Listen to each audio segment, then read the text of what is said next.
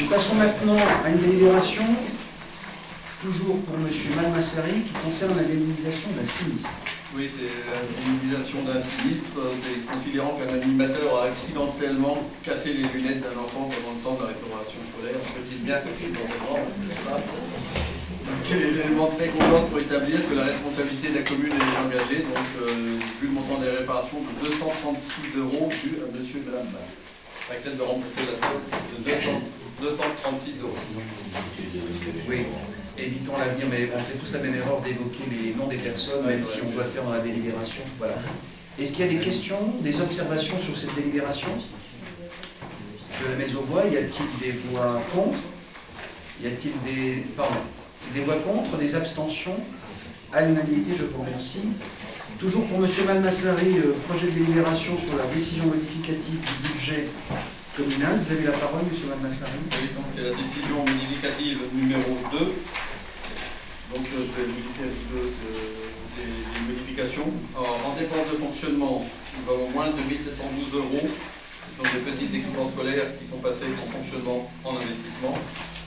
Et nous avons en dépenses 195 000 €, ce sont les cotisations caisse retraite, rémunération principale et rémunération constitutionnelle.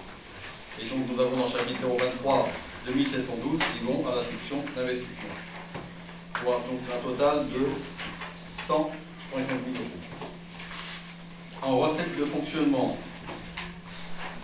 nous avons dans le chapitre 013 133 700 de remboursement de rémunération personnelle. Et nous avons aussi des remboursements de charges de prévoyance pour 3 500, qui fait un total de 169 400. Et dans le chapitre 74, ce sont des remboursements CAE et contrats d'avenir pour 25 600, qui fait un total de 195 000 €. Nous sommes équilibrés au niveau de la dépense et des recettes de fonctionnement. Au niveau investissement, en chapitre 20, on dépense dans 1 500 € d'un logiciel de badgeuse. Et au chapitre 21, nous avons pour 1212 d'achat de mobilier pour les écoles. Au chapitre 23, on dépense dans 15 000 € d'installation matériel outillage et 167 000 installation matériel outillage. Donc, si vous vérifiez bien, ça fait 191 000. Vous allez voir, ça correspond à une recette d'investissement. En chapitre 081, nous avons une opération d'ordre. 9 799 €, c'est pour des terrains de voirie, c'est la réconcession de petits terrains sur le bûcher et les huttes. C'est la SNC Caux Saint-Martin, la SCI de Mont-Blanche. Et nous avons 44 492 qui est l'étude de définition du centre-ville. Donc ça c'est une opération d'ordre, c'est uniquement pour les inscrire dans le patrimoine. Et le fait d'inscrire l'étude de définition, on l'inscrit en investissement pour pouvoir récupérer de la TVA dans 2 ans. On va le retrouver au chapitre 041 en recette d'investissement. Et en recette d'investissement, donc au chapitre 021, nous avons les 2712 € qui viennent de la dépense de fonctionnement, légèrement. Les 191 000 €, les produits de cession d'immobilisation, c'est la vente du pavillon rue de Pressoir. Et en 041, donc on retrouve l'opération d'ordre pour un montant de 54 291 €. Fait que la section de dépenses et d'investissement sont équilibrées à 248 003. Merci M. Malmassari. Y a-t-il des questions concernant cette décision modificative? Des observations? Il n'y en a pas, je mets aux voix. Y a-t-il des voix contre? Y a-t-il des abstentions? 2, 3, 4, 5, 7 abstentions. Adopté, je vous remercie. Puisque c'est la soirée Malmassari, je lui laisse la parole pour nous parler du fonds de concours. Oui, un fonds de concours venant de la communauté d'agglomération Val de Seine pour l'exercice 2012, elle concerne les écoles de musique. Donc logiquement, on les a en même temps que ceux de la bibliothèque, mais il y a eu un petit retard du fait de la contestation des petites communes qui ne voulaient pas payer le même tarif au niveau des écoles de musique. Donc il y a eu un petit peu de retard, mais finalement, on a sauvé une petite délibération pour la fin de l'année. Donc c'est un versement de 12 586 € 58 centimes pour l'école de musique. Et de préciser que ça correspond à l'accueil à l'école de musique d'environ une quarantaine d'enfants qui viennent d'autres communes de l'agglomération. Y a-t-il des questions, des observations? Non, je mets le voix. Y a-t-il des voix contre? Des abstentions? À l'unanimité, je vous remercie. Toujours M. Malmassari concernant l'autorisation de signer un marché d'assurance. Excusez-moi, de risque statutaire.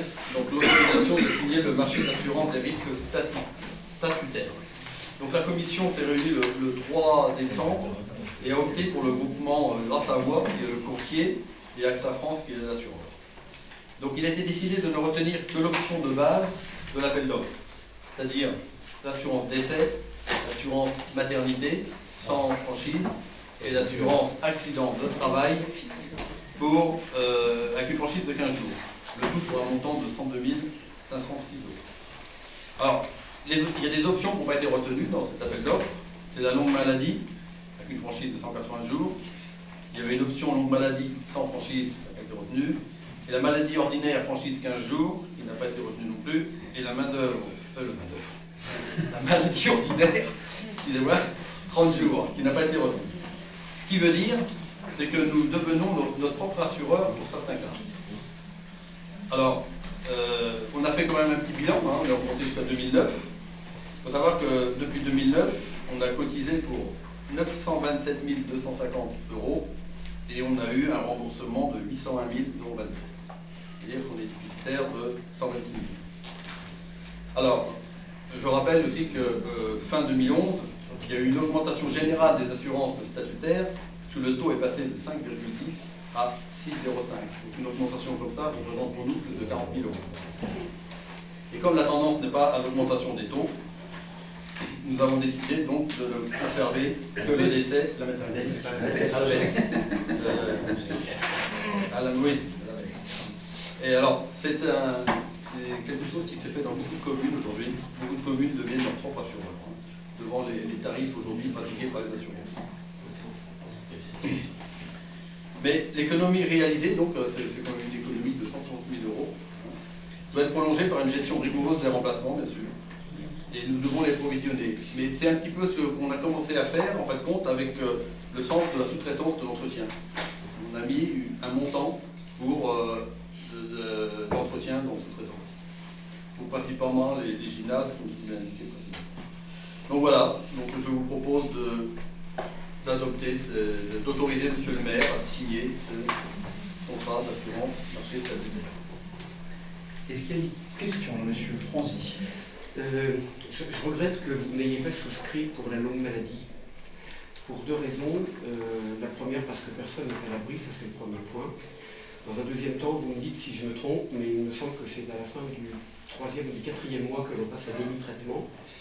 Et quand on connaît le coût d'une mutuelle complémentaire, je parlais de solidarité tout à l'heure, je ne suis pas sûr que l'effort communal soit aussi important que ça. Peut-être que Anselme, tu peux me dire quel serait le coût avec. Ouais.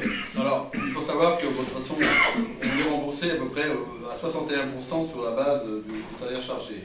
Et en fin de compte, effectivement, on rembourse sur la base, mais pas sur les régimes indemnitaires, on n'est pas remboursé. Hein. On ne rembourse pas sur le régime indemnitaire. Alors, l'assurance longue maladie nous coûtait en fait compte 116 000 €. Si on partait du principe d'un remboursement à 61%, cela fait à peu près 8 longues maladies par an, qui est déjà pas mal. Et en fin de compte, l'assurance longue maladie, on a 1 an à taux plein, et les 2 années suivantes sont à demi-traitement. C'est tous les ans que vous mettez en fait. Oui, c'est tous les ans, 107 000, bien sûr. Bien sûr.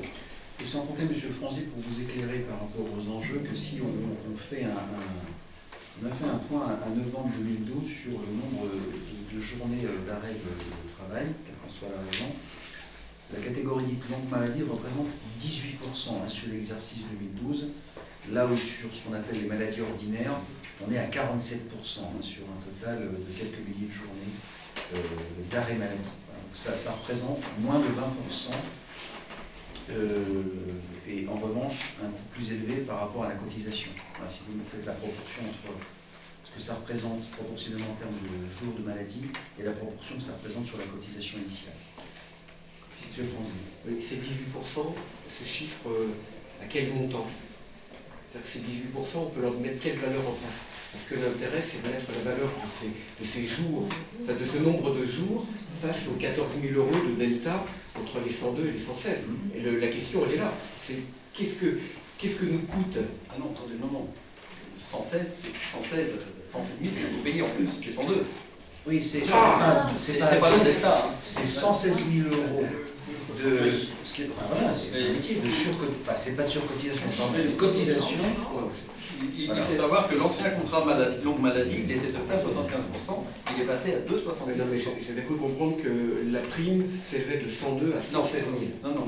Et de préciser que ce choix n'impacte en rien les droits acquis et la couverture de chacun des collaborateurs de la famille. Le risque existait par là. Le risque est pour les finances de la famille. Le risque, il est pris. Absolument. C'est l'ERI qui devient son propre assureur. Voilà. Et les pertes sont pour les à l'épreuve des faits. Moi, je ne dis pas que nous ne réviserons pas cette politique. Voilà. C'est à l'épreuve des faits, puisque aujourd'hui, on vous a en toute transparence montré ce qu'était le delta entre les cotisations et ensuite les remboursements. Voilà. Par M. Malmassari. D'ailleurs, l'appel d'offres, il a été fait comme ça, c'est-à-dire que sur la base, il y avait les décès, la maternité et les accidents de travail. À la réflexion, on s'est posé même la question, peut-être que plus tard on ne prendra que le décès et les accidents de travail. Parce que la maternité, c'est pareil, c'est un coût de 45 000 €, je crois. Oui, mais... Non, mais... C'est une question de pyramide des âges. Pour après, voilà. On n'a pas tous les jours 8, tous les ans... On n'a pas tous les jours 20 ans, c'est vrai. Mais jusqu'à un âge avancé, on peut. Non, ce qui nous a conduit aussi à réviser cette position va lier l'effort à consentir en termes de gestion avec, il est vrai, s'il vous plaît, une toute petite part de risque, il faut le dire, c'est qu'on passait quand même une augmentation d'une cotisation de 5,10 à 6,05. Non pas en raison de la situation de groupe pénible, car vous savez que ce sont des taux nationaux. Voilà. Et comme il y a eu, je pense, dégradation de la situation au plan national, ou peut-être augmentation des dividendes qui sont versés dans certaines compagnies, eh bien ça a été augmenté conséquemment. C'est ça qui nous a conduit à avoir cette réflexion, et je le redis, sans affecter les droits des gens qui travaillent à nos côtés. Est-ce qu'il y a d'autres questions? Très bien. Eh bien écoutez, nous mettons aux voix cette proposition, cette délibération. Y a-t-il des voix contre? Y a-t-il des abstentions? 1, 2, 3, 4, 5 abstentions. Je vous remercie, adopté. Non, c'est ça. Alors, c'est pour monsieur. Oui, merci de préciser, monsieur Malo, puisque vous avez son mandat. Non, il avait une seule main. Une seule main. Bien, nous continuons. Nous revenons sur un point qu'avait évoqué M. Malmassari sur la taxe locale sur la publicité extérieure qui a été évoquée au moment du DOB. Donc je vous en avais parlé au moment du débat de l'orientation budgétaire. Donc par exemple, on voit bien que le rendement de l'ancienne taxe, c'est-à-dire les enseignes, était de 13 055. Donc il fallait, pour bien mettre en place cette taxe, deux conditions. Un, le recensement, c'est ce qui a été fait donc, par la société Eligeo, qui nous a fait donc une étude, dont ça nous a rapporté que le gain pourrait être de 138 000 €. Et la deuxième condition, c'était justement, c'est la commission des finances locales qui l'a approuvé le 27-2012, c'est-à-dire qu'en fait, il y avait un vide juridique. Et aujourd'hui, si on vote, il y a une obligation pour les entreprises de payer cette recette. Alors la question qu'on s'est posée, c'est effectivement, puisque nous sommes très bienveillants pour les entreprises, on a constaté qu'effectivement, il y a une crise, on ne va pas non plus... aller au-delà. On s'est proposé donc de revenir un petit peu sur les taux, de les diminuer de 50%. Donc en fait, c'est une réduction des taux à 50%.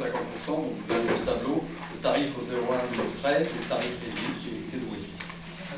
Alors, y a-t-il des questions, des remarques concernant cette proposition? Je voudrais rappeler, comme l'a dit M. Malmassari, que c'est une taxe que nous avons adoptée ici en 2009 à l'unanimité, de saluer le courage de tous les élus qui sont engagés dans cette voie.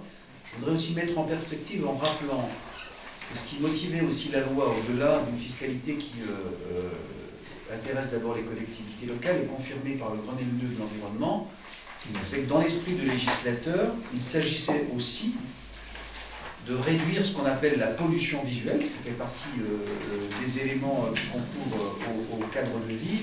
Et à l'époque, il s'agissait dans l'esprit du législateur de bien sanctionner la propagation des 4x3, notamment sur quelques axes routiers, au-delà des contraintes dites de sécurité routière, mais aussi la multiplication des très grandes surfaces, qui quelquefois alors finançaient, je dois le dire, une partie de la rénovation de grandes institutions culturelles ou muséales. Donc, l'un, je le dis ici, des éléments, quand on a débattu ici entre nous en majorité, il s'agissait aussi d'engager une logique. C'est déjà la règle qui s'applique au sein de la commune, pas de possibilité, enfin, je ne pense pas que ça nous ait échappé, je sais qu'Henri veille de publicité sur l'habitat des particuliers. Ce n'est pas le cas dans toutes les communes, hein, je tiens à le préciser, même quelques communes voisines où c'est toléré, parce que c'est un revenu complémentaire.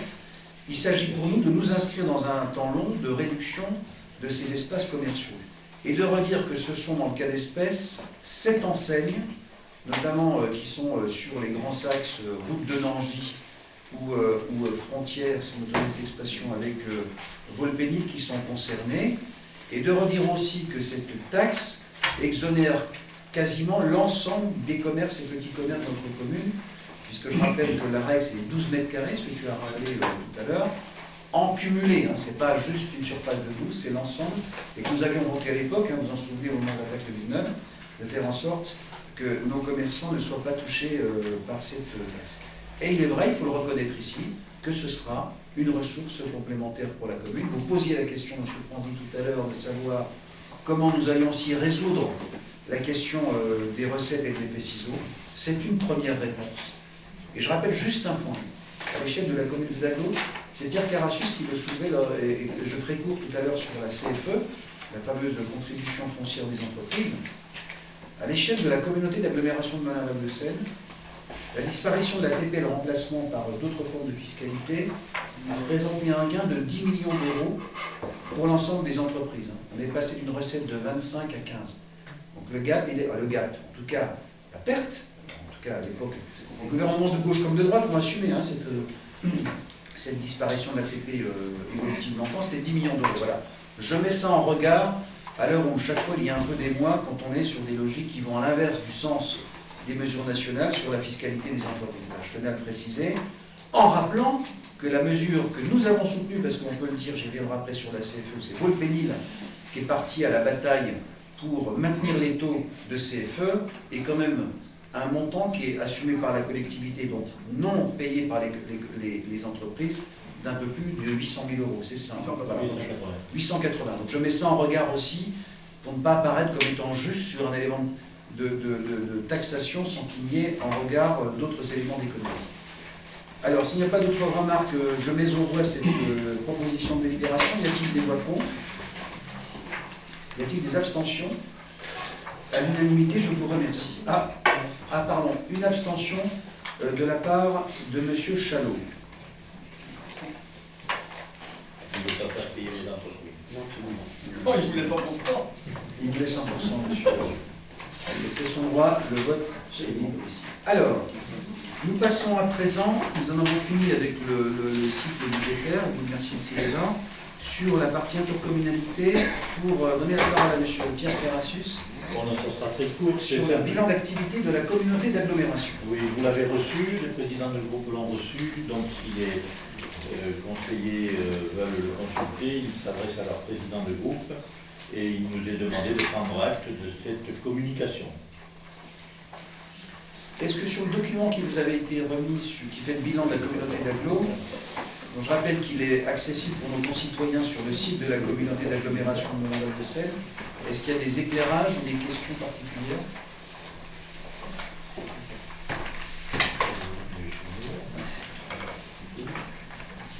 C'est une des elle marquera l'histoire, c'est une des délibérations dans sa présentation les plus courtes de l'histoire de l'Ocadie, je vous remercie. C'est pour me rappeler que bavard. Ah non, non. Donc nous ne votons pas, nous donnons acte à cette explication didactique, pédagogique et exhaustive de Pierre Carassus sur l'activité de l'agglomération. Voilà. Je ferai tout aussi court car l'heure est bien avancée, nous avons parlé sur la quantification foncière des entreprises.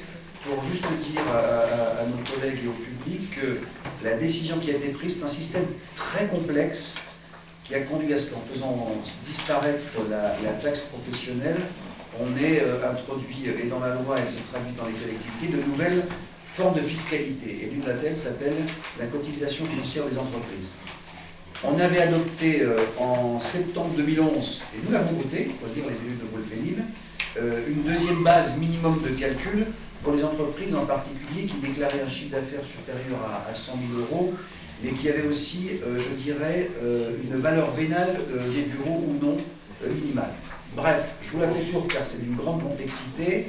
Ce qui a été adopté, c'est en fait de reconduire à l'identique sur 2012 et 2013 le même montant de cotisation foncière qu'en 2011. Voilà, puisque certaines entreprises, notamment les plus petites, les commerçants, avaient vu doubler, voire tripler leur cotisation. Et c'est, il faut le dire, au-delà de notre responsabilité, nous avions sous-évalué les impacts d'une loi qui était, il faut le dire, floue, et nous n'avions pas mesuré l'impact de cette disposition. Donc il ne s'agit pas de dire c'est la faute des autres, c'est un système en cascade.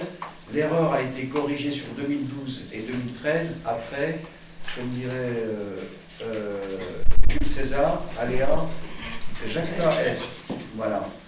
Est-ce que vous avez des questions sur ce point particulier? Il n'y a pas de question particulière. Juste une remarque. Oui, monsieur. D'habitude, vous êtes tellement clairvoyant en comité d'agglomération, la personne n'a rien vu. Écoutez, vous voyez, ça arrive au meilleur. Ben oui, là, manifestement, personne n'a rien vu. Mais vous-même aviez peu lu à ce moment-là. Non, vous n'y êtes pas la nous. Ah oui, mais vous savez qu'en tant qu'élu, vous avez le droit de vous y intéresser. Oui, mais après coup, après vote. Bien sûr. Monsieur Carassus, à la parole. Oui, la communauté d'agglomération avait mandaté un expert comptable pour étudier comment mettre en œuvre la loi. Et moi, je vais dire ce que j'ai dit devant les entrepreneurs, puisque le président, et puis les commerçants, etc., puisque le président, et c'est ce que vous avez dit en scène tout à l'heure, cette loi, elle a été faite par la droite, mais il y a eu des lois faites par la gauche qui ont eu le même résultat. Elle pénalise les petites entreprises et elle favorise les grosses. Parce que les 10 millions d'entreprises, les 10 millions que la communauté n'a plus comme ressources et qui ont été données à travers la fiscalité des contribuables, puisque c'est l'État qui nous a compassés, mais les 10 millions en question, il y a bien des entreprises qui les ont engrangées, hein, alors que des petites y perdaient. C'est ça qui est scandaleux. On fait soi-disant des lois pour encourager l'entreprise, mais en fait, c'est des lois qui vont, on le voit, au niveau des résultats financiers. Alors moi, je trouve que ça, c'est tout à fait condamnable. Et il y avait le représentant du MEDEF quand M. Gaznoz a fait cette réunion, et je ne me suis pas privé de le dire, parce que je trouve que, en plus, il venait avec un catalogue de revendications. Je trouve que c'était d'un très mauvais goût. Et quand j'ai posé la question de savoir est-ce qu'il est vrai, oui ou non, que les entreprises ici ont engagé 10 millions par rapport aux années précédentes, ils n'ont pas pu le contester. Donc voilà, moi je trouve que c'est quand même dommageable que la communauté perde 880 000 euros pour mettre les petites entreprises au même niveau que celles qui avaient bénéficié de ce changement de fiscalité. Et c'est la communauté qui a dû le supporter. Et quant à la clairvoyance, bien joué M. Pratolin, mais vous avez compris la délibération? Sincèrement, je vous le demande dans les yeux. Parce que moi je vais vous faire une confession, c'est quand j'arrive pas à comprendre, je le dis. Vous voyez, j'avais surligné et préparé en me disant, mon Dieu, si j'ai des questions, j'ai intérêt à bien comprendre. À l'heure où je vous parle encore, M. Pratolin, et j'ai été touché comme jeune chef d'entreprise. C'est une communication. Ah oui, c'est vrai, ça c'est un document que je vais vous livrer. Autant pour moi, parce que donc je peux pas la comprendre. Alors là, je me suis fait piéger 2 fois. Vous voyez la rétention d'informations, on n'est pas l'information idéale. Mais non, c'est du conseil communautaire, faites-vous élire. Mais franchement, je vous invite à le lire. J'ai vraiment révisé avant cette séance, et finalement, je ne suis pas certain encore d'être en capacité de le faire, et comme jeune chef d'entreprise, je peux vous dire que quand j'ai reçu ma facture, je m'en suis ému. Et la clairvoyance, par exemple, quelquefois, vous avez reçu la même, voilà. Et la clairvoyance, en revanche, on l'a eu, vous voyez, sur la taxe d'enlèvement des ordures ménagères, vous m'accorderez, qui a permis à 2 reprises. C'est pour ça que vous étiez très clairvoyant à l'époque que là. Là, j'avoue que ça m'achète. Bien, écoutez, en tout cas, c'était une information, je crois, en la matière sur la CFE. Dans le prolongement toujours des dossiers communautaires, une délibération portant participation de la ville à la société publique locale. Monsieur Malmassari, vous avez la parole. Ouais, alors, il s'agit d'une création et d'une prise de participation à une SPL, une société publique locale.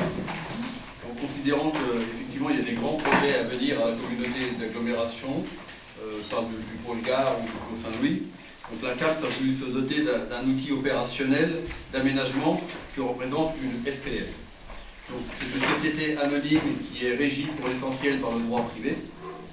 Les salariés et la comptabilité relèvent du domaine privé. Le capital est exclusivement public. Donc aujourd'hui, il y aura un capital de 500 000 €. Il y a 13 communes qui vont y participer. Dame-Marie refuse pour l'instant de participer à la SPL. Donc 13 communes qui cotiseront 5 000 €. Donc ça fera 65 000 € de capital pour les 13 communes. Et la communauté d'agglomération mettra la différence pour arriver à 500 000 €. Alors l'avantage d'une SPL, c'est que l'attribution des missions se fait sans mise en concurrence. On pourra décider à l'SPL de tels travaux. Elles ne peuvent intervenir que pour leur actionnaire public, c'est-à-dire elles ne peuvent travailler que pour nous et sur le seul territoire de la communauté.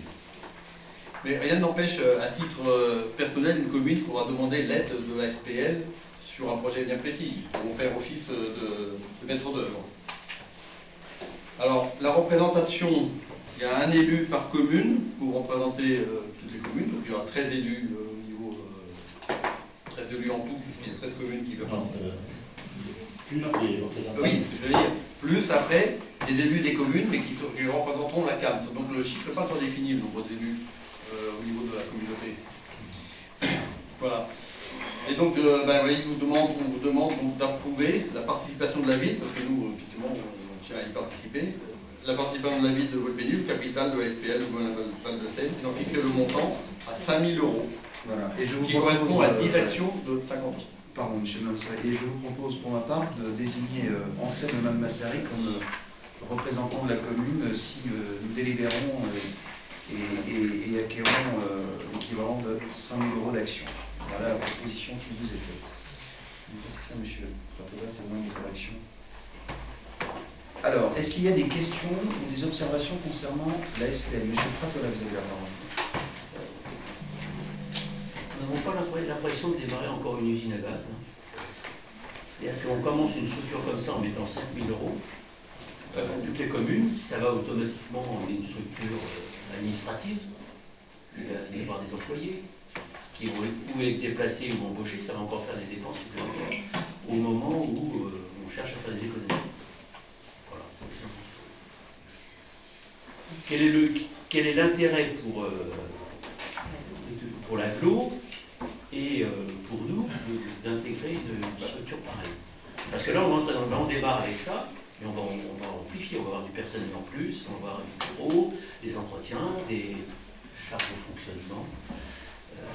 Et donc, automatiquement, si on se retrouve sur la feuille d'impôt, si c'est obligatoirement, puisqu'on a la part de... Vous allez revenir. Alors, M. Malmassari, vous voulez répondre? Oui, non, je veux dire qu'on va faire office de maître d'œuvre. Il est clair que pour les grands travaux du pôle de la gare, ce sont des investissements à 25-30 millions, au Saint-Louis est pareil sur la même base. La communauté n'a pas les moyens techniques de gérer ces grands projets. C'est pour ça qu'elle fait appel à une société publique locale. Moi, je ne vois pas comment la communauté aujourd'hui, pour faire autrement, elle serait obligée d'embaucher des techniciens et tout. Est-ce qu'à l'extérieur, elle a embauché deux techniciens qui ont le projet que dès que la SPL sera créée, réintégreront la SPL. Monsieur Franzine, à partir du moment où les communes sont membres de la CAMS, j'ai l'impression que ça fait double emploi. Parce qu'à partir du moment où les communes sont membres de la CAMS, effectivement, que la CAMS crée une SPL, pourquoi pas.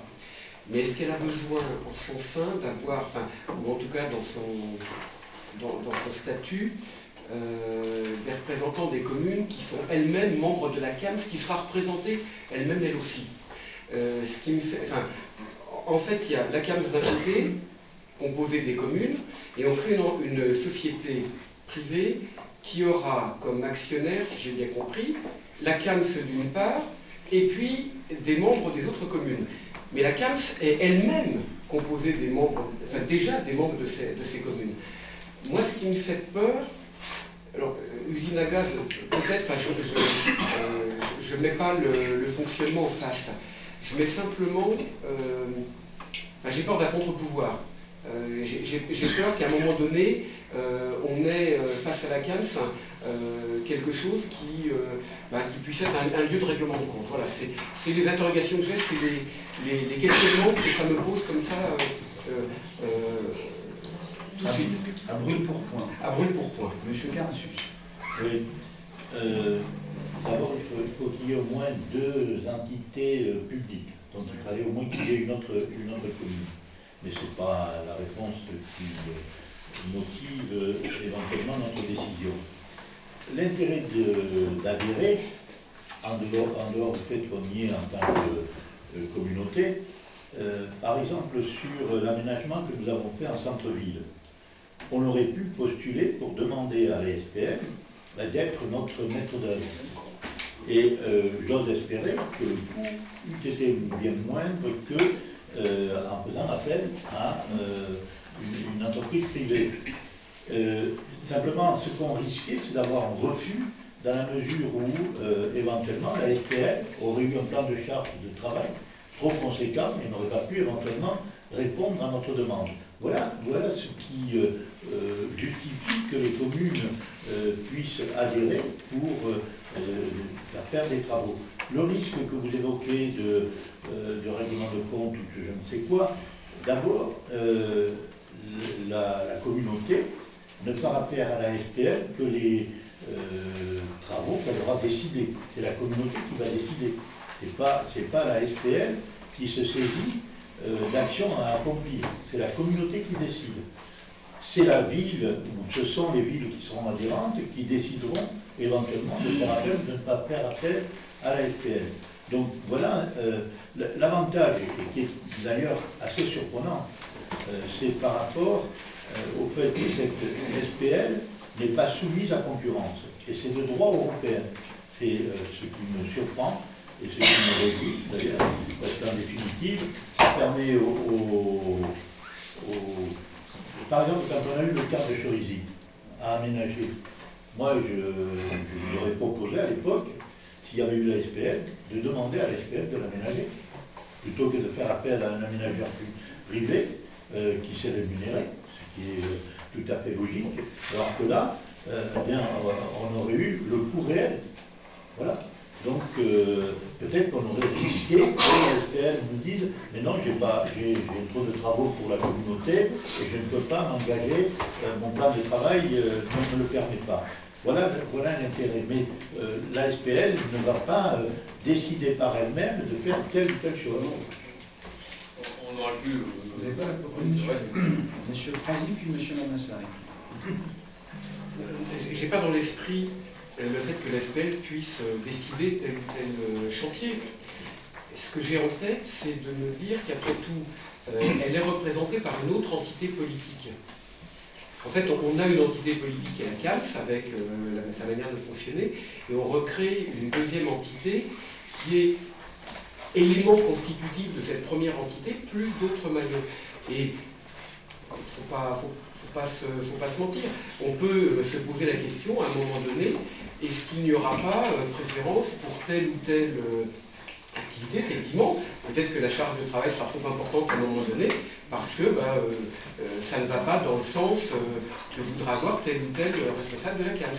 C'est plutôt ça mon interrogation. Ça peut être un outil et un levier d'aspect positif, évidemment, mais ça peut être un frein à un moment donné, comme certaines décisions le sont aujourd'hui. Voilà, tout ne se fait pas à l'unanimité à la CAMS, ou alors je n'ai pas bien tout suivi. Par les textes. Monsieur Mamassari. Non, mais tout ne se fait pas à l'unanimité, mais une fois que le projet est décidé, après, on avance. Non, je veux dire, on aurait pu, par exemple, pour l'extension de la passerelle, on a fait un appel d'offres pour trouver un aménageur, on a eu l'aménagement 77, effectivement, on aurait pu, si on avait une SPL, on aurait pu s'adresser à une SPL, pour la simplifier quand même déjà les donnes, mais ne serait-ce que ce que vous pensez un peu. Moi j'entends ce que dit monsieur Pratola. Je pense qu'il faut rester vigilant, parce qu'en effet, ça nous permet d'accéder à une comptabilité réelle sur les coûts et les maîtrises d'œuvre. Mais comme vous, je pense qu'il faut souscrire à des règles, c'est aussi l'intérêt de notre commune.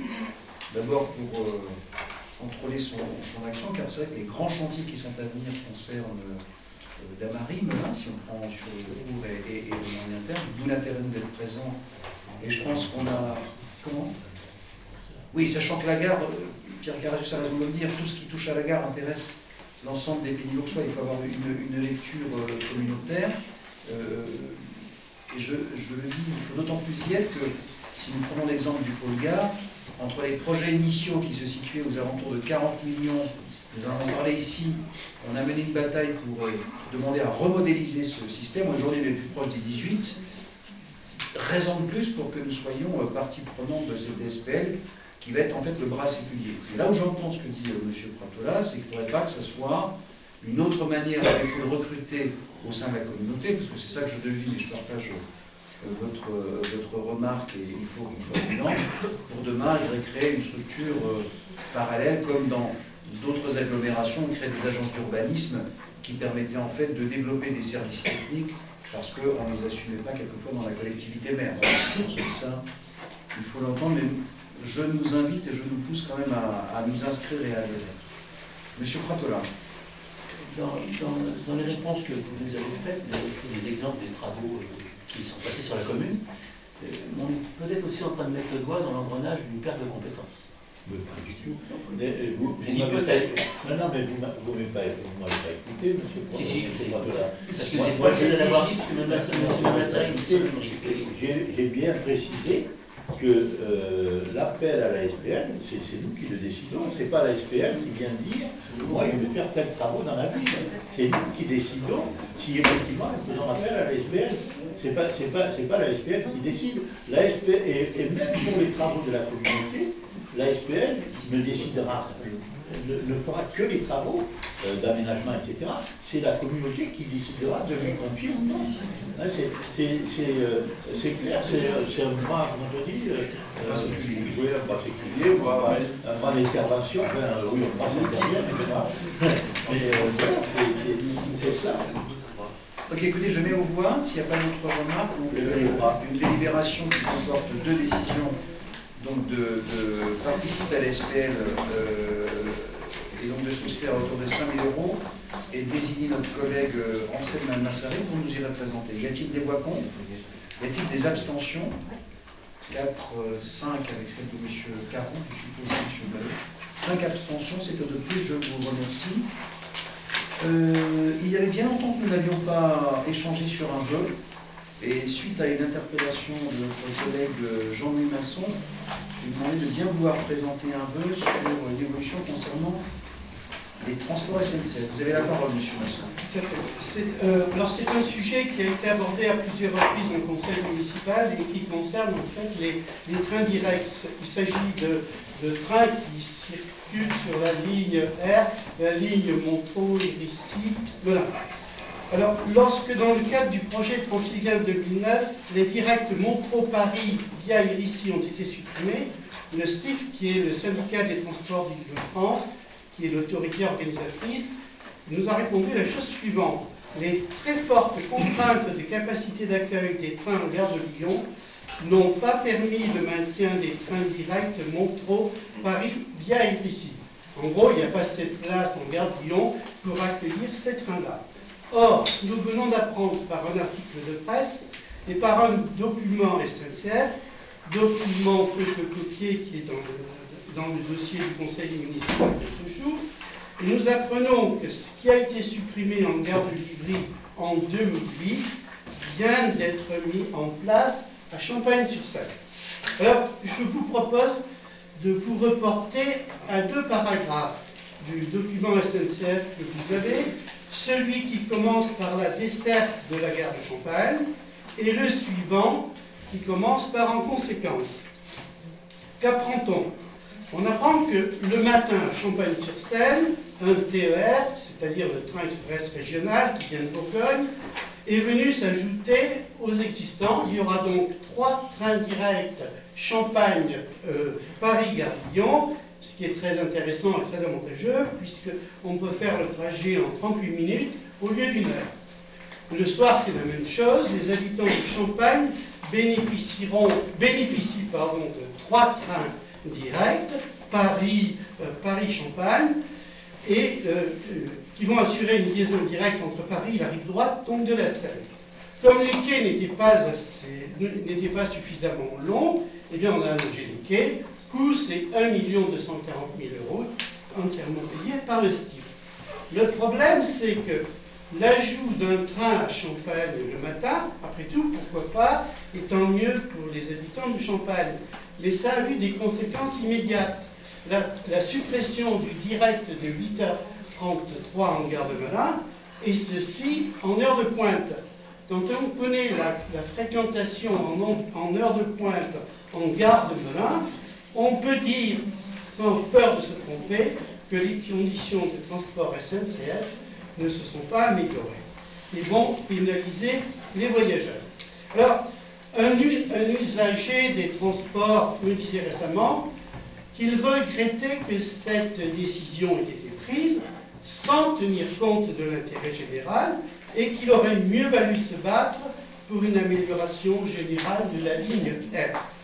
Autre remarque, avec les horaires 2013, et là on sera dans le premier paragraphe, c'est-à-dire le délai de correspondance, eh bien on va avoir un allongement de la durée de correspondance à Melun, ce qui va être quelque peu pénalisant. Voilà à peu près ce que je voulais dire sur ces trains directs. Et le vœu, eh bien, c'est alors, puisqu'on a légèrement modifié, demande au STIF de revoir son organisation de la desserte ferroviaire de Melun et de procéder au rétablissement des trains directs en gare de Vitry-sur-Seine. Alors, ce qu'il faut souhaiter, c'est que les futures décisions soient prises par les intéressés, c'est-à-dire les usagers des transports. Je pense notamment à Livry Environnement, mais il y a aussi une association qui a son siège à Fontaine-le-Port et par les élus concernés. Merci, M. Masson. Y a-t-il des questions, des remarques sur ce vœu? Non? Eh bien, je le mets au point. Y a-t-il des voix contre? Des abstentions? Eh bien, M. Masson fait l'unanimité. Soulignons-le. Alors, et bien, vous remercier. Nous passons maintenant, dernière ligne droite, chapitre urbanisme et travaux. Nous commençons avec une délibération présentée par M. Gilbert Lavalle concernant la Cité des Sports. M. Lavalle. Comment? Alors, on a interpellé un 12 bis sans nouvelle ligne. Alors, qui est le 12 bis? Est-ce que M. Henri Mérinac veut bien faire un petit 12 bis? Eh bien, on va faire un 12 bis. Vous avez la parole. Merci, Henri. Alors, l'objet, c'est cession de terrain communal à la SCI PMA. Donc, la demande, il y avait une demande de la SCI PMA dans le cadre de l'exploitation de l'hôtel-restaurant Le Germe-Noir d'agrandir le parking actuel qu'elle avait pour y accueillir ses clients. Donc, un accord est intervenu avec la CAMS pour céder une assiette foncière de 560 m² au prix de 55 € au mètre carré sur la ZAC de la Croix-Bénard. La Croix-Bénard est naturellement attenante à la SCI PMA. Considérant que l'accès à cette parcelle dépend d'un terrain communal de 131 m² constitué par un merlon de terre qui pourra être reconfiguré pour conserver son aspect et son rôle, vu l'avis des domaines qui a été donné un peu au dernier moment, mais c'est pour ça qu'il n'a pas été joint au projet de délibération. Donc, ce qu'il est demandé, en fin de compte, c'est que la ville cède le terrain communal de 131 m² qui permettra à la SCI d'accéder à la partie de la ZAC de la Croix-Bénard qui va être transformée en parking. Donc, ce qui vous est proposé, c'est d'accepter de céder l'assiette foncière de 131 m², donc au prix de 600 €, ce qui correspond à l'avis des domaines, et d'autoriser Monsieur le maire à signer la vente qui sera reçue par maître Pavie, notaire à Melun. L'ensemble des frais donc étant à la charge de l'acquéreur. Donc simplement pour bien situer la chose, la parcelle va permettre l'accès au parking à partir de l'ICI PMA qui correspond au parking du Germe Noir, l'hôtel-restaurant. Est-ce qu'il y a merci Monsieur Bouzbis, est-ce qu'il y a des questions, des remarques concernant cette délibération? C'est complémentaire à la délibération.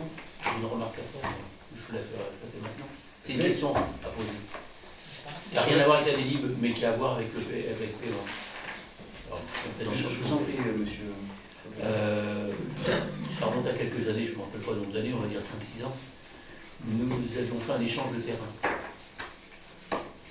pour le parking actuel, et en compensation, nous devions récupérer une partie pour élargir la voirie et l'intersection devant le restaurant. C'en est où cette affaire?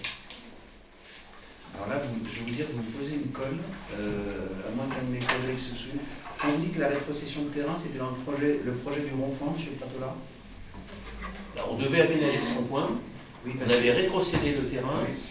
Et en compensation, on nous avait donné le terrain où actuellement, ça appartient toujours, enfin ils s'en servent toujours comme parking devant une cuisine et tout ça, mais normalement on devait élargir la route. Alors, je voulais savoir où on était cette affaire. Alors, ce projet reste toujours d'actualité et lorsque nous déciderons, nous aurons les moyens de faire ce rond-point, il faudra bien évidemment renier à la fois sur ce qui fait l'angle du parking, donc si on est Hervillard, ensuite c'est la rue Lichtenstein, si je ne m'abuse. Il faudra prendre un tout petit peu sur le trottoir des espaces qui donnent sur la résidence Saint-Marc et par voie de conséquence, de l'autre côté, sur la partie restaurant.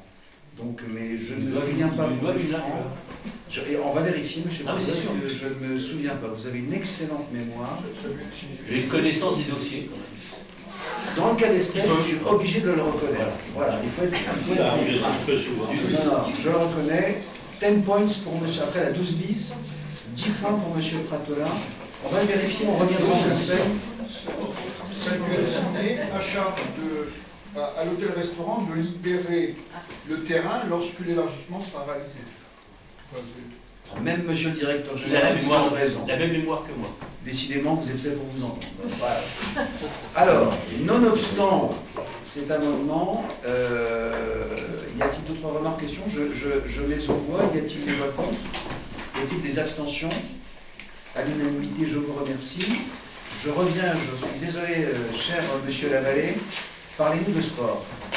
Sans madame Donc il s'agit d'autoriser la signature d'un marché pour la construction d'un équipement de la Cité des Sports qui concerne l'accueil du bureau et des vestiaires. Suite à une procédure adaptée dans le cadre des marchés publics, la commission achat a décidé de confier le dit marché à la société Wax de gestion modulaire. Son offre de base pour un montant de 472 122 € 09 centimes TTC. Donc il vous est demandé d'autoriser monsieur le maire à signer l'acte d'engagement concernant la conclusion de ce marché auprès de la société de Wax.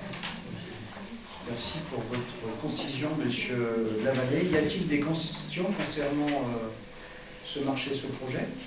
Vous pouvez nous expliquer le projet?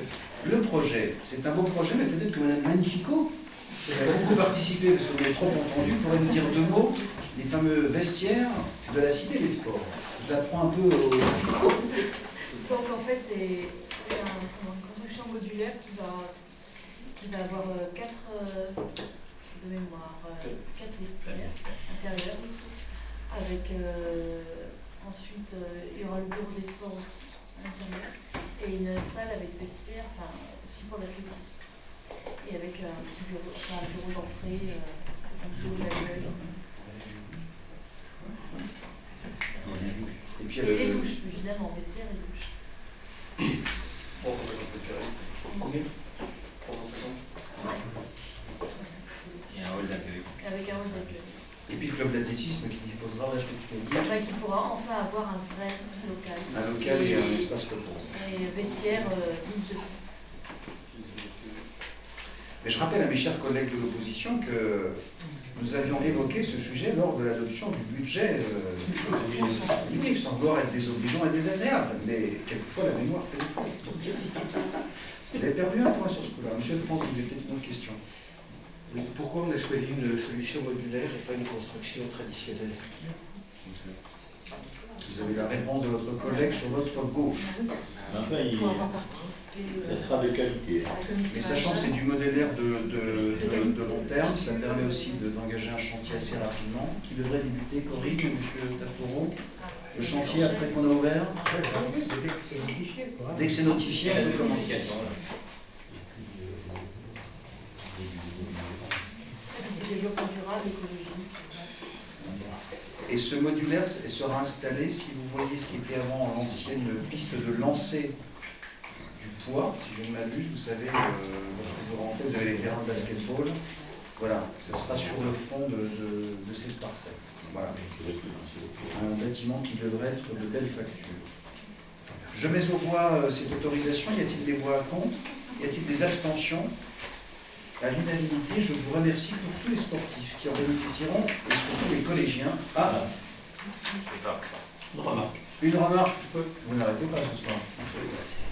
Monsieur. Une remarque, vous voyez, dans nos priorités, enfance, jeunesse, ça marche pour le sport, oui, on doit comme vous. Oui, mais. C'est la démonstration.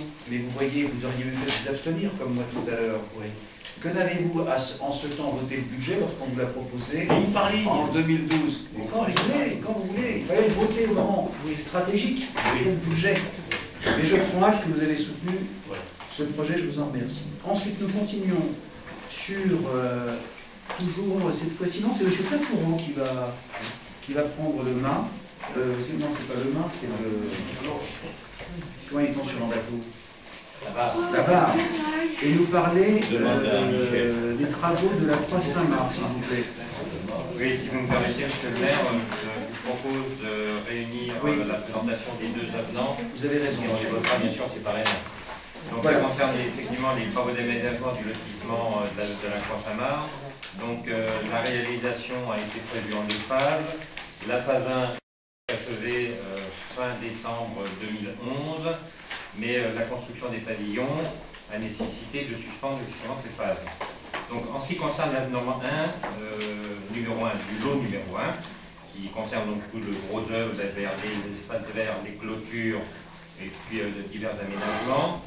Donc ce qu'il est demandé dans cet avenant, c'est donc de déplacer les travaux de cette phase verte, de la phase 1, qui sont pratiquement que des travaux d'espace vert, et la transférer vers la phase 2.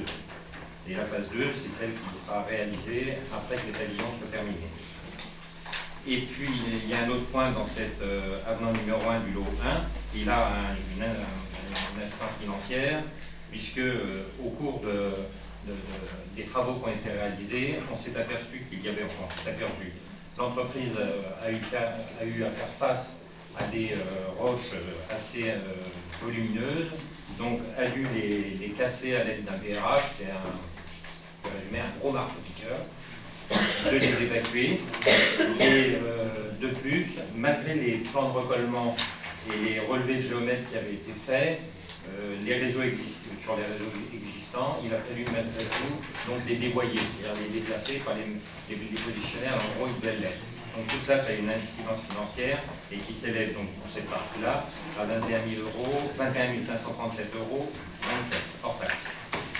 En ce qui concerne l'avenant numéro 1 du lot numéro 2, qui sont les courants faibles et forts, là, c'est aucune incidence financière, c'est simplement prolonger la durée de la phase 1 de 11 mois, de façon à ce que celle-ci soit terminée après la construction des pavillons et de ne pas endommager donc, les infrastructures qui seraient mises en place.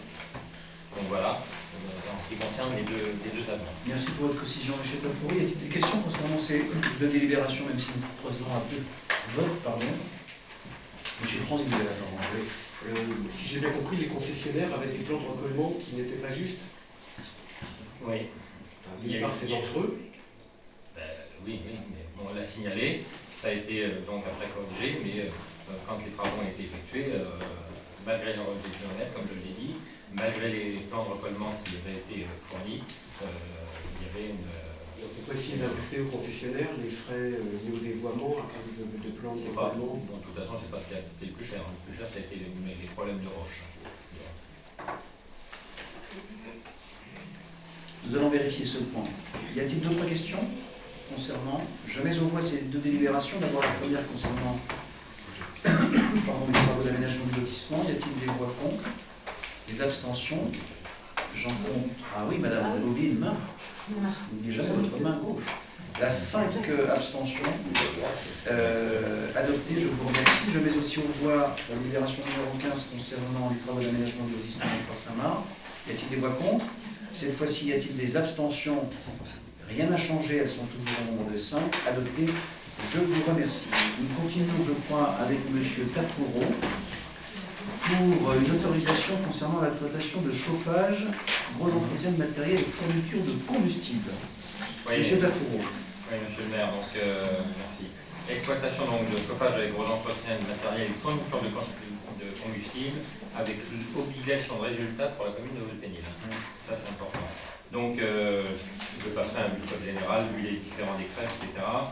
Donc, vu l'avis aussi de la commission, par contre, d'appel d'offres qui s'est réunie le 27 novembre 2012, le choix de la commission d'appel d'offres a porté la société Semcra à obtenir donc, ce marché. Et c'est une société qui est située au 1240 avenue Saint-Just, dans la zone industrielle, et avec une redevance annuelle de 262 947,18 €, tout TTC. Donc, ce que je voudrais préciser, c'est que ce marché d'exploitation de chauffage a 4 types d'intervention qui se résument en 4 suivants. Donc, le P1, c'est comme ça que c'est dénommé, qui est la négociation avec les fournisseurs sur les énergies, que ce soit le gaz et l'électricité, le fuel, et par contre qui ne comprend pas donc, le réseau de chaleur, dont on contracte en mairie. Le P2 lui concerne l'entretien courant avec les petites fournitures. Le P2 prime qui lui contrôle simplement, c'est important par contre, la légionellose en effectuant 2 mesures par an et ça se situe souvent dans les locaux où il y a des douches, voilà. Et puis un quatrième qui est le P3 qui concerne donc toutes les grosses réparations, mais avec grosses réparations qui doivent être effectuées après accord du maître d'ouvrage et du maître d'œuvre. Donc voilà, c'est un contrat pour 7 ans qui commencera donc au 1er janvier 2013. Merci, M. Tapouro. Y a-t-il des questions sur la Semcra? Eh bien, je mets au voie, y a-t-il des voix contre? Y a-t-il des abstentions? À l'unanimité, je vous remercie. La parole est à M. Pierre Carassus concernant les entrepôts pétroliers de La Rochette. Oui, nous avons à donner un avis au niveau du conseil municipal. Pour citer pour tout le monde, il s'agit des entrepôts qui sont au-delà du pont du Pétogade. Entrepôts qui d'ailleurs, en hydrocarbures, étaient alimentés par le Grand Puy, par Total Grand Puy, et qui traversent la commune. On a des servitudes, par exemple la rue du Port, quelquefois il y a eu des incidents parce qu'il y avait des incidents au niveau de la tuyauterie qui allait sur le dépôt en question. Alors, jusque-là, c'était classé Céveso seuil haut. Donc c'était assez dangereux. Il y avait à peu près 26 000 m3 de déposés. Depuis janvier 2010, il n'y en a plus que 8249. Et là, ça devrait encore baisser. Par contre, il y aura du dépôt d'engrais et d'engrais liquides. Donc, ça devrait changer le périmètre de sécurité. Alors, il y a des communes qui ont profité de cette demande d'avis pour dire qu'ils demandaient, ou qu'elles demandaient, pardon, des conseils municipaux, je pense notamment, j'ai vu ça dans la presse Melun, que les dépôts en question disparaissent. Ça me paraît un peu tout à fait sans conséquence, puisque il y a un droit à exploiter, on a vu avec la grille, etc. Par contre, il nous a paru important de souligner qu'il serait bien qu'à l'occasion de cette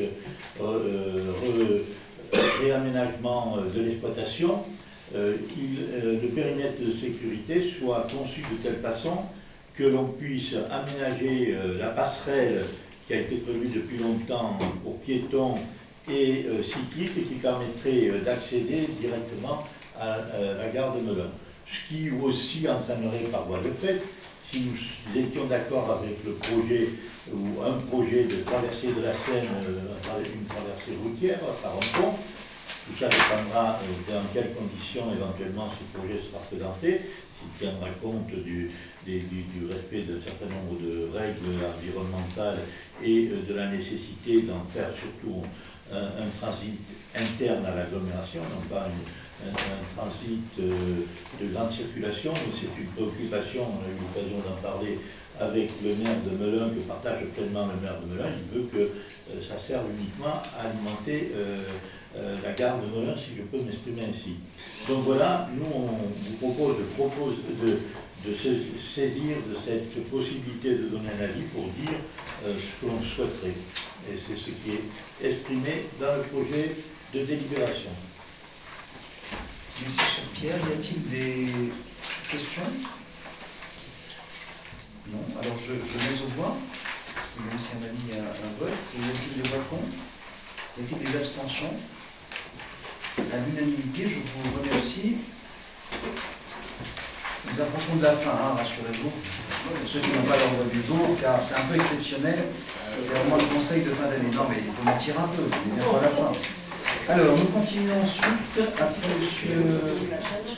Monsieur Gard, dont chacun sait l'esprit de concision, qui va nous parler du périmètre du fameux syndicat départemental d'électrification. Il paraît que tu vas le dire en moins d'une minute, m'a-t-on dit.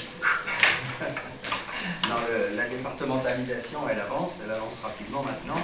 On vient de recevoir l'arrêté préfectoral concernant le projet de périmètre du syndicat départemental d'électrification, départemental. Madame la préfète demande de faire délibérer le conseil municipal sur les compétences de la nouvelle structure. Le projet concerne la fusion. Pourquoi la fusion? Parce qu'on a un syndicat, le syndicat du Nord, qui n'a pas les mêmes compétences que nous. Donc on est obligé de délibérer avec une réserve sur l'arrêté du préfet. Ça concerne les compétences puisque le SMERSEM, le syndicat du Nord, n'a en compétence que le contrôle du concessionnaire, alors que le CIESM et tous les autres syndicats qui nous rejoignent ont en plus l'éclairage public, le SIG, c'est-à-dire le système d'information géographique, et l'éclairage public, et l'enfouissement des réseaux. Donc, si je veux faire court, voilà, il faut donner notre accord sur le périmètre qui est proposé par Madame le Préfet. Le désaccord sur les compétences minimales qui conduiraient à remunicipaliser certaines responsabilités, c'est à les minimiser. Pourquoi? Parce qu'on perdrait toutes les compétences qu'aujourd'hui le CIESM offre à toutes les communes, c'est-à-dire l'éclairage public, les enfouissements, etc. Et puis c'est tout, voilà. Ben, c'est pas mal, parce que je sais que c'est complexe. Je vais un peu frustré, mais d'habitude tu es toujours en lumière. Et la dernière fois, on t'apporte 15 secondes encore, si tu veux commenter ton sujet. Non, c'est tout. C'est vrai. Il faut savoir que tous les syndicats vont rejoindre le CIESM. Voilà. Est-ce que vous avez des questions, mais avec le temps, à M. Gard concernant cette délibération? Non, je vous sais gré de cette mensuétude. Eh bien, je mets aux voix, tout frustré qu'il est, la délibération de M. Gard. Y a-t-il des voix contre, des abstentions? À l'unanimité, je vous remercie. Je redonne la parole à M. Taffo pour nous faire goûter au jour de la construction culturelle. Oui, donc c'est pour les délibérations 19 à 23. Absolument. Un seul bloc pour nous parler des chantiers du cinéma. Donc ce sont des avenants qui concernent donc des travaux supplémentaires qui ont été réalisés donc, sur la modernisation donc, du cinéma. Donc l'avenant numéro 1, sur le lot numéro 1, maçonnerie, plâtrerie, carrelage, faïence, menuiserie, qui s'élève donc à 14 678,77 € TTC, concerne donc la création de rampes de part et d'autre de l'accès au gradin. Donc si on voulait mettre des rampes, chose dont on s'est rendu compte et dont on nous a demandé la pause après que le marché soit notifié, et même les travaux étaient commencés, faisait qu'on n'avait plus la largeur suffisante par rapport en termes de sécurité et par rapport à la demande qui est faite donc, par le pompier en particulier. Donc ça a nécessité de repousser le doublage de cloison, de le renforcer en isolation et puis de mettre ces fameuses rampes de part et d'autre. Et on a aussi une autre partie pour les rampes qui permettent d'accrocher les différents éclairages au plafond. On a eu besoin de découper au plafond et de le remplacer. Donc ça c'était relativement minime dans le chantier. Donc ça c'est ce qui concerne le lot numéro 1. Le lot numéro 2 qui lui touche donc la plomberie des sanitaires, c'est parce que, et qui s'élève donc à 2009,28 €.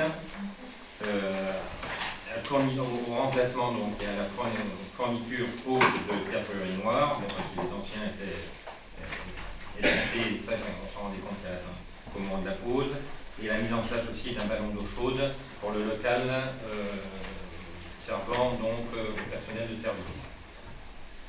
Ensuite, sur le lot numéro 3, pour les peintures au plafond, sur le sous, parterre, etc., la fourniture et pose pour un montant de 6 547,37 €.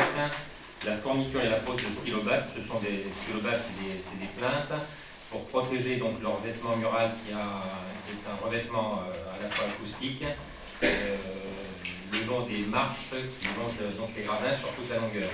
Pour poser ce type de plainte par rapport aux réalisations qui ont été faites, c'est du matériel qui est fait sur mesure, puisque ça n'existe pas tout près. Donc, et ça pour l'entretien, pour éviter d'abîmer ce revêtement mural qui alors au départ n'était pas tout à fait, enfin ça n'a pas été prévu, on pensait que ça pouvait résister comme ça. On nous a fortement déconseillé quand même de le laisser tel et donc de mettre donc ces plaintes. Enfin, c'est des plaintes. Le stylobat, c'est un nom technique, mais ce sont des plaintes. Donc plus le rebouchage des fixations, plus l'enduit, la peinture, tout ce qui concerne donc cette partie-là. Il y en a une grande longueur quand même dessus. C'est de part et d'autre, du bas jusqu'en haut dans les gradins. Sur le lot numéro 4, qui concerne donc là les fauteuils, donc c'est un montant de 371,50 € TTC. C'est la mise en place de 62 cache-pieds.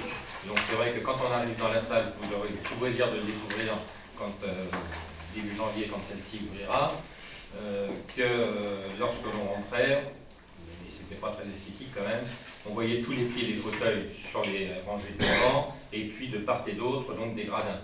Donc effectivement, on nous a proposé de mettre des cache-pieds sur les rangées, vous voyez, en vidéo, on n'a pas besoin d'en mettre. Ensuite, sur le lot numéro 5 en électricité, donc là on est sur un montant de 14 327,63 €. Ça concerne donc le rang de la pose de sèche-main électrique. Au départ c'était des sèche-mains papier. Mais bon, on a vu quand même que vu le coût donc, des rouleaux de papier qu'on était dedans, il fallait quand même peut-être mettre en place quelque chose d'électrique. Et puis la mise en place de bandeaux LED qui se trouve donc au-dessus des découpes qui ont été faites, vous verrez précisément, et sur toute la longueur des gradins, sur les murs de chaque côté des gradins. Donc, et ce qui permet d'avoir un éclairement qui soit plus doux, effectivement, en supplément de celui qui était déjà prévu dans le marché. Voilà. Merci M. Tapiron. Voilà, vous avez le détail des quelques avenants, des travaux supplémentaires. Y a-t-il des questions? Madame ou monsieur, vous avez la parole. Simplement, en dehors du lot numéro 1, pour l'augmentation de 0,67%, quelle est la règle? Y a-t-il maintenant des montants pour ne pas dépasser les seuils? Il y a eu des marchés passés, donc là, notamment le lot électricité, Il y a donc un débordement de 20% par rapport au marché initial. Certes, c'est pour des sèchements électriques, mais par rapport, disons, à l'exemple de concurrence initiale, il y a quand même un différentiel par rapport aux entreprises qu'on a pu sélectionner. Alors, simplement, la question était de savoir s'il y avait un seuil minimum à ne pas dépasser pour passer à un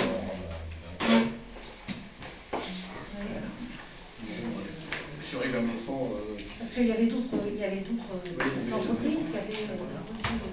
je ne sais pas ce qu'il y a une règle bien précise. Non, mais il faut distinguer ceux qui, dans quelle espèce, n'étaient pas inscrits dans le cahier des charges. Parce que pour le reste, je viens de regarder ce qui se passe au plan national. Si on devait fixer des règles, je peux vous dire qu'on casserait tous les marchés en ballon. Je prends quelques exemples. Donc là, il s'agit de travaux supplémentaires dont certains étaient non prévus. C'est surtout ça. Donc, ce qui fait que, alors sous réserve, on va vérifier quand même. Je vais vous poser une question, donc on vous donne une réponse précise. Moi, j'étais restée sur certaines données, à savoir comment je ne peux pas dépasser 5%.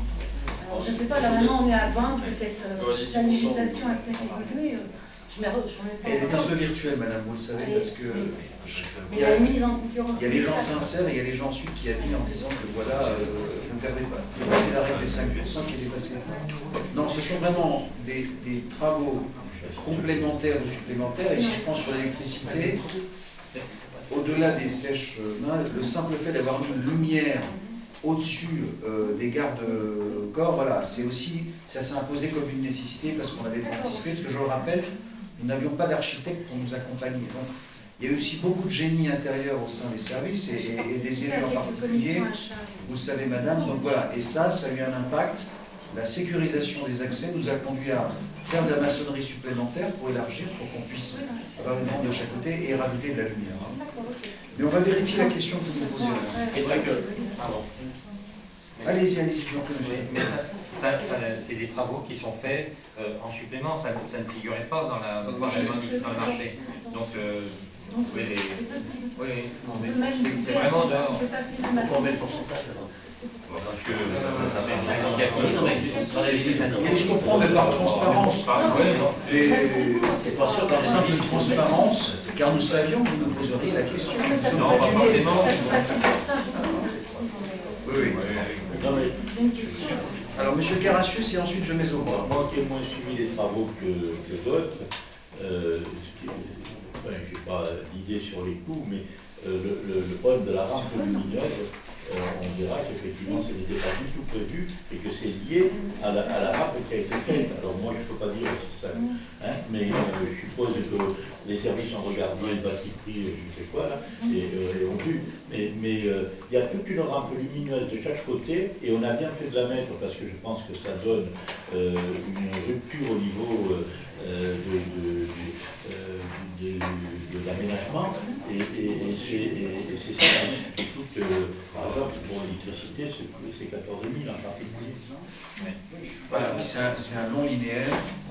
Je le dis ici, il y a eu aussi, je félicite Alain, des négociations quelquefois très dures, parce que pour être franc, la marge que font les sociétés sur les travaux supplémentaires, je peux vous dire, je pense qu'elle est proche de zéro.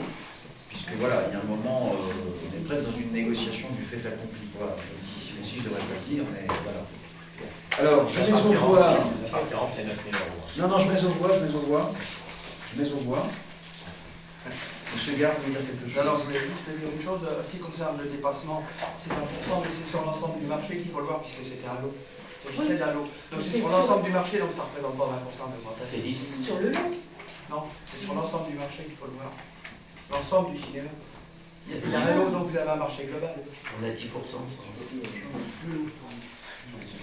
14 000, ça fait Le marché toutes les modifications font 10%.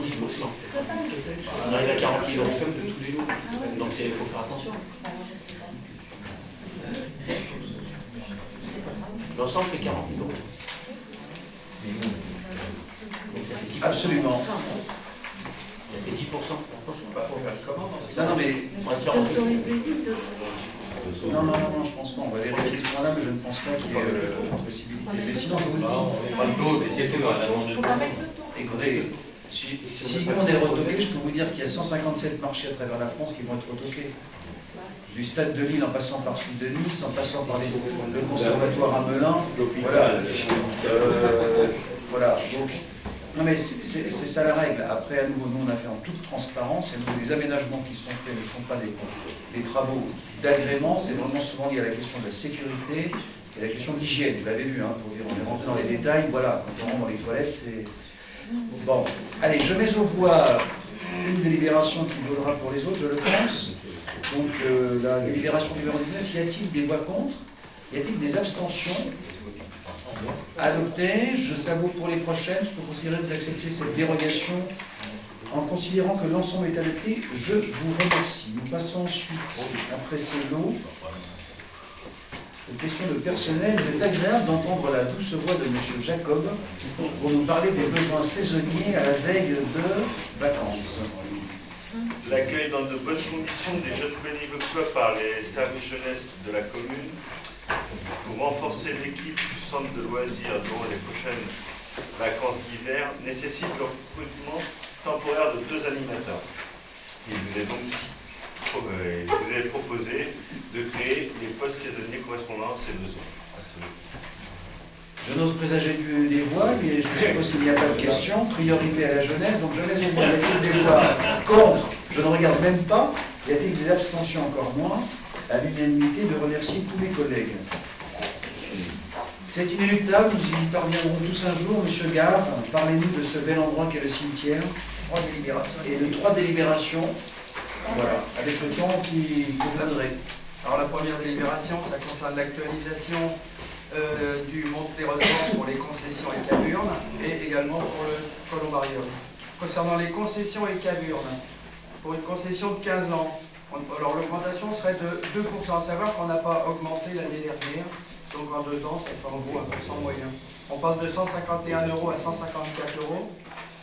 Pour les cases de columbarium, j'ai oublié, pour les concessions et caburnes, 30 ans, on passe de 267 € à 272 €. Pour le columbarium, concession de 15 ans, on passe de 226 € à 231 €. Pour 30 ans, de 457 € à 466 €.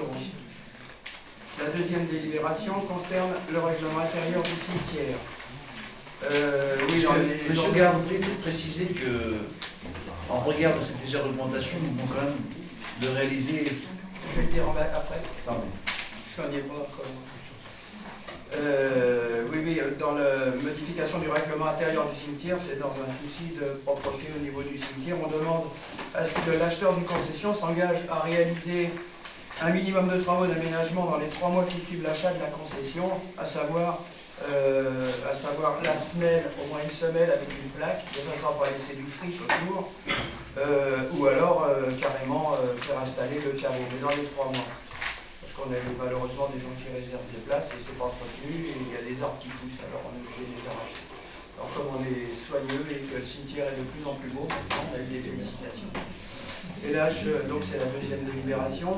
La troisième délibération, je ne sais pas si vous avez eu l'occasion de vous promener, mais le cimetière est très agréable actuellement à voir. Et puis on a installé au columbarium le jardin du souvenir et on a agrandi également le columbarium. C'est terminé, presque terminé, il n'y a plus qu'à faire les travaux de gazon. Le jardin du souvenir est terminé aussi. Voilà. Donc, il faut modifier le règlement intérieur du cimetière pour le columbarium et le puits du souvenir. Je vais bref. Alors, il faut savoir que dans l'ancien columbarium, il y avait 20 cases dans lesquelles on pouvait, dans 18, on pouvait ne mettre qu'une urne. Et dans 2 autres, la 18 et la 19 et la 20, on pouvait mettre 2 urnes. Là, dans le nouveau columbarium qu'on vient d'installer, on a 20 cases dans lesquelles on peut mettre 3 voire 4 urnes à l'intérieur. Par contre, on a eu des exigences en ce qui concerne les plaques qu'on uniformisera, qui seront à la charge des demandeurs, les plaques d'identification et le style de l'écriture, c'est pareil, on l'a défini. Et puis, il y aura aussi les modalités de dépôt et de retrait des urnes qui se feront sous couvert de la mairie. Et puis également pour le jardin du souvenir, maintenant il va être opérationnel. Voilà. C'est tout. juste une remarque que font certains de nos collègues, M. Gare, c'est que c'est un point de détail, mais quand même il a son importance. Je reviens sur l'article 43, alinéa 2. Il appartient au titulaire de la case de faire graver à l'or. Je serais enclin de dire couleur or, parce que alors. Non, non, alors.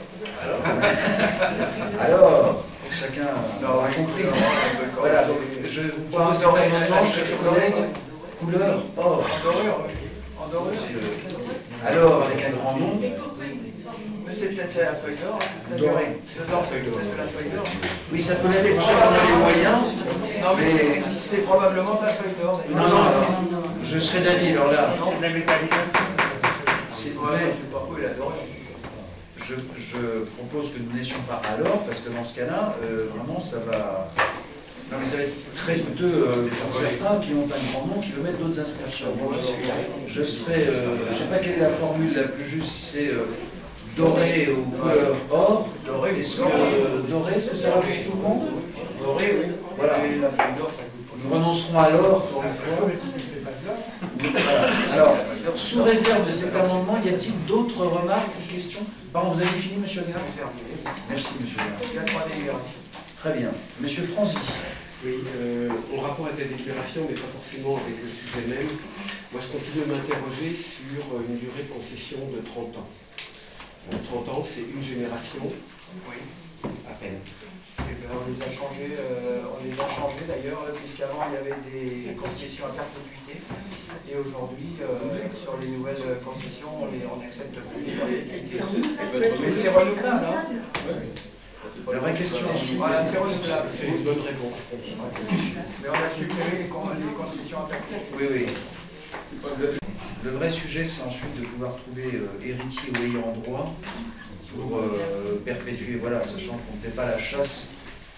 Voilà, à ceux qui ne peuvent pas derrière assumer, je rappelle qu'on fait des relèvements de compte chaque année, que c'est fort coûteux, qu'il nous en reste un peu plus d'une trentaine sur lesquels on doit intervenir car nous n'avons pas trouvé descendants voilà, bien identifiés.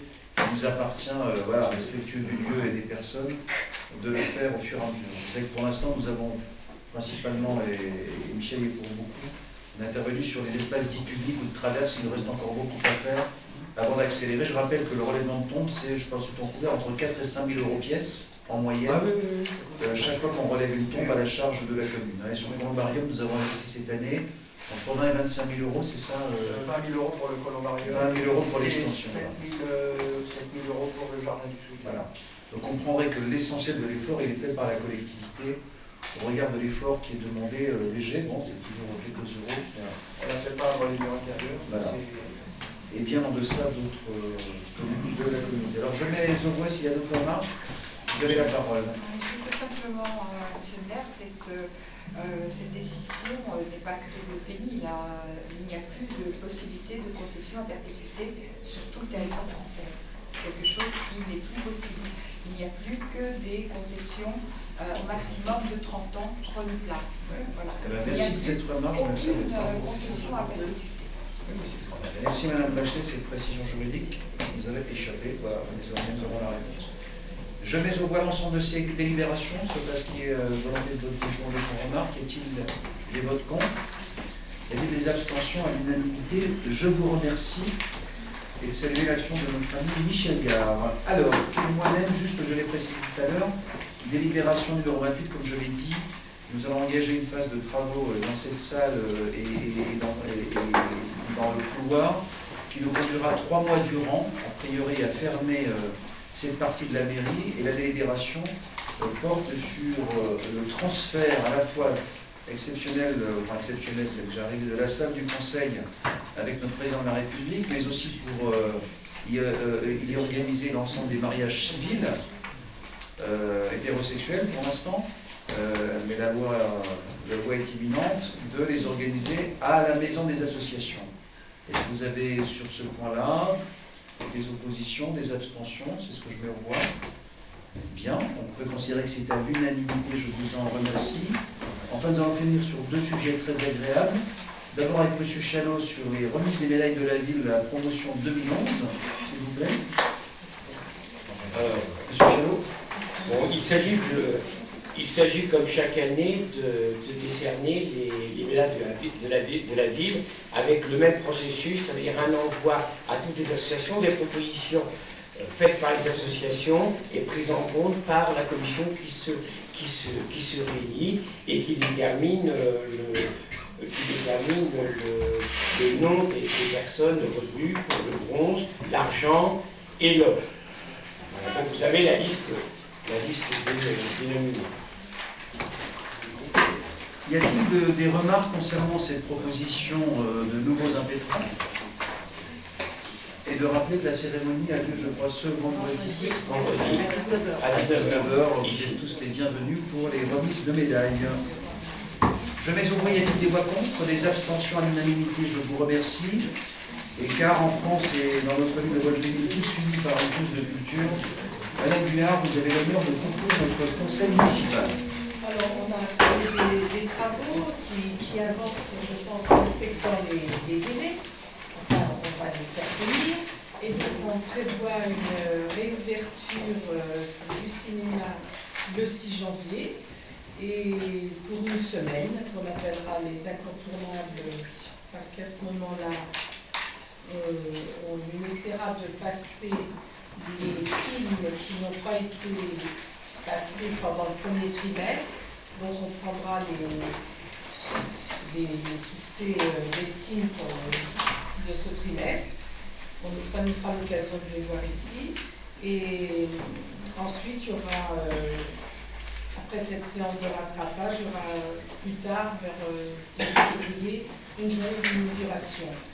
Pour marquer le coup, pour attirer un petit peu de nouveau tous les habitants de Wolpénil vers cette salle, on va faire un tarif préférentiel et je vous demande aujourd'hui de m'autoriser à proposer 3 € la séance. Pourquoi 3 €? Parce que c'est un chiffre qui existe dans notre billetterie. Déjà, c'est le plus bas tarif. Et c'est un bon rythme ternaire. Donc vous invitez, comme le dit notre collègue Josette, le 6 janvier pour Skyfall. Grand film, vous verrez, touchant, où on trouve un James Bond presque fragile, toujours bien entouré. Et vraiment, nous nous attendons tous pour ce grand moment d'émotion cinématographique. Donc je mets au voie cette proposition. On essaiera d'avoir un film en avant-première avec Nicole Garcia. Voilà, Madame Guyard travaille à nous offrir à Wolpénil un film en avant-première. Voilà, je pense que c'est bien parti d'après ce que j'ai compris. José Guyard a eu Nicole Garcia au téléphone et je pense que c'est bon. Voilà, c'est bon, elle est ministre de la Culture. Voilà, très bien. Je mets au voie, chers collègues, sauf si vous avez des questions, pour ce tarif à 3 €. Il y a été des voix contre, des abstentions à l'unanimité. Je vous remercie. Puisque le mot merci est à l'honneur, je voudrais juste faire part de quelques remerciements comme le veut la tradition de notre collègue le maire de Schuberdingen qui adresse à l'ensemble du conseil municipal et à l'ensemble de la population ses meilleurs vœux. Peut-être sera-t-il là à la cérémonie des vœux du 26 janvier. Nous avons reçu une très jolie carte de Madame Moreau, mais Daniel de son prénom. On nous remercie pour le geste que nous avons commis à l'occasion de son départ à la retraite. Elle est sur sa bicyclette, tout de survêtement vêtu. Très belle photo, voilà, c'est quelqu'un que nous connaissons de rue de Seine. Je vous fais partager aussi les remerciements de la Fédération des conseils de parents d'élèves de Simone Signoret, de la FCPE,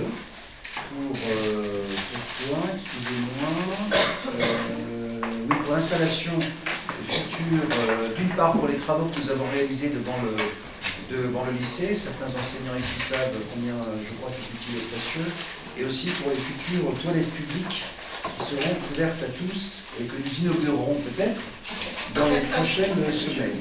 De la part, nous inaugurerons les jolies pierres et resteront à l'extérieur. Je transmets aussi de la part du président et de la vice-présidente du comité des fêtes un chaleureux remerciement, donc messieurs Boujoukas et madame Strivet, concernant les conditions d'organisation et d'accueil lors du marché de Noël, qui a été encore une fois un très grand succès. Nous avons aussi de la part de madame Colette Mello, notre sénatrice, une information concernant l'université Interage. Elle nous indique que les référents de la commune sont désormais monsieur Gérard Sellière et Madame Suzanne Colombani. Voilà. Et enfin, un peu plus douloureux, mais nous avons deux remerciements, puisque j'ai pris l'initiative d'adresser en notre nom à tous nos condoléances et ainsi qu'une gerbe, je crois que c'est ainsi, de la part de la famille de notre collègue, en tout cas de notre collaborateur, pardon, M. Polonais, et ainsi de notre ami Robert Boujouquès qui a perdu son papa il y a quelques jours. Voilà. Mais ne finissons pas sur une note triste. Y a-t-il au sein du Conseil des questions diverses et variées? Honneur aux dames, je vais donner la parole à Madame Bachelet avec l'autorisation de M. Chalot. Pour être dans la continuité de ce que vous venez de dire, Monsieur le maire, je tenais à vous remercier et à remercier l'ensemble du conseil municipal du témoignage que j'ai reçu pour le départ de mon papa au mois de novembre. Merci à tous. Merci Martine, on vient passer à toi dans cette épreuve. Monsieur Chalot. Oui. Un élu municipal, un maire, n'importe quel élu, doit appliquer la loi, même s'il est en désaccord avec la loi. Je crois que c'est quelque chose d'important, et sinon c'est indigne. Mais moi j'applique comme élu la loi, et au niveau des associations, je participe aux cérémonies de l'11 novembre. Et je vais vous faire part de mon trouble de voir qu'aujourd'hui, une loi votée l'année dernière élargit à l'ensemble des conflits, y compris des aventures extérieures, comme en Afghanistan aussi et en Afrique, le cadre des cérémonies du 11 novembre qui perdent complètement leur nature première. Merci Monsieur Chalot, cette déclaration et cette conviction. Eh bien, s'il n'y a pas d'autres... Excusez-moi, il y avait Monsieur Franzy et ensuite Monsieur Tafou, pardon. Je ne répondrai pas à Jean-François, je m'étais exprimé l'an dernier là-dessus, oui. Mais c'est pas ça. À la fin de la réunion sur le PLU, quelque chose d'important a été dit, qui était la difficulté, enfin plutôt l'abus de circulation venant du sud et de l'est de la commune. Et il m'est revenu une question que j'avais posée au moment des travaux de la création du bassin, où Alain Tafouro m'avait répondu qu'il était peut-être, à la question que j'avais posée, d'inverser le sens dans le bas de la rue de Seine, c'est-à-dire de privilégier les véhicules qui sortaient par la rue de Seine pour sortir de la commune, en pénalisant ceux qui voulaient rentrer et ainsi peut-être freiner une possibilité. Le bassin est terminé, est-ce qu'on envisage d'inverser et de privilégier la sortie de Vaud et non pas l'entrée? Monsieur Tafouro. Alors comme vous le savez, au moment du budget, il y a un comité consultatif qui doit se réunir. Le projet d'ordre du jour est totalement établi, mais j'ai demandé que figure sur ce comité consultatif donc cette question qui effectivement m'a déjà été posée. Je pense que la question aussi se posera au moment où je pense que parmi les choses qui conduiront peut-être à évoluer et peut-être à arbitrer une autre solution, parce que vous n'êtes pas le premier de nous interpeller en la matière, c'est lorsque nous aurons terminé aussi ou lorsque le chantier de la rue de Seine sera terminé, sa reprise est imminente, puisque on a l'occasion de rencontrer avec Ginette, directeur du bailleur, une des sociétés, non des moindres, a déposé son bilan, ce qui a conduit à ce que le chantier soit suspendu pour l'heure, puisqu'il ne pouvait pas réenclencher une consultation tant qu'il n'y a pas eu liquidation judiciaire prononcée. Voilà. Je propose que c'est à l'occasion de cette... parce que tout ça va conduire à ce qu'il y ait de nouvelles habitudes, un nouvel effort de signalétique, c'est qu'on se repose la question, on la soumettra ici, si vous souhaitez, au moment où ce chantier sera terminé, parce qu'il y aura d'autres aménagements rue de Seine qui seront à venir dans les prochains mois ou les prochaines années. Voilà un peu une réponse un peu normande, dirons-nous, à une question tout aussi pertinente. Monsieur Tafouro, je crois que vous vouliez nous parler... Non. Oui. Pour conclure cette séance, avant de donner la parole au public. Oui, c'est juste une information, donc je l'avais déjà fait lors d'un précédent conseil municipal.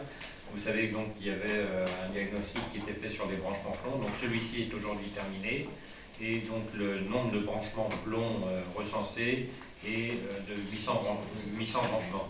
Alors je suis particulièrement satisfait moi, du travail qui avait été fait en amont par les services, parce que bon, ils l'avaient estimé eux aux environs de 900, bon, on n'a pas toutes les données, et la Société des Eaux, elle, préconisait l'ordre du double à peu près.